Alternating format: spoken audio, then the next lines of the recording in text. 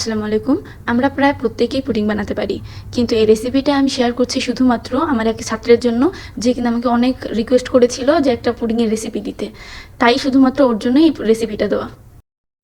প্রথমে একটা প্যানে 4 টেবিল চামচ পরিমাণে চিনি নিয়ে আমরা প্রথমে ক্যারামেলটা তৈরি করে নিব। তো এটা হচ্ছে মিডিয়াম হিটে, মানে মিডিয়াম টু লো, যতটুকু সম্ভব কম আছে এটা সুন্দর মতো ক্যারামেল করে নিতে হবে, যেন পুড়ে না যায়। পুড়ে গেলে কিন্তু এটা তেতো হয়ে যাবে।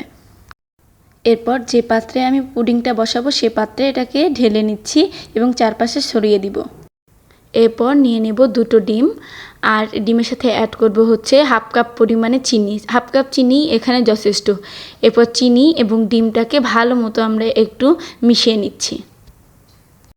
ডিম চিনিটাকে মিক্স করার পর আমি হাফ কেজি দুধকে ভালো মতো জাল করে 1 পা বানিয়ে নিয়েছি। এটা কিন্তু উষ্ণ গরম দুধ, কিন্তু আমি দেখানোর সুবিধার্থে বোতলে ঢেলে তারপরে এটা আমি অ্যাড করে নিচ্ছি। ডিম আর দুধটাকে ভালো মতো মিক্সড করে নিব। তারপরে আমরা একটা ছাঁকনিতে ছেঁকে বাটিতে এটা বসিয়ে নিয়ে তারপরে আমরা 10 মিনিট আগে গরম করতে দেওয়া রাইস কুকারে এটা বসিয়ে দিলাম। এরপর 20 থেকে 25 মিনিট পর এটা খুলে সরাসরি আমরা একটু ঠান্ডা করে তারপর ফ্রিজে রেখে দিব। পুডিংটা অবশ্যই 2 ঘন্টার মতো ফ্রিজে রেখে ঠান্ডা করে তারপরে মোল্ড আউট করতে হবে, নতুবা কিন্তু এটা ভেঙে যেয়ে শেপটা নষ্ট হয়ে যেতে পারে।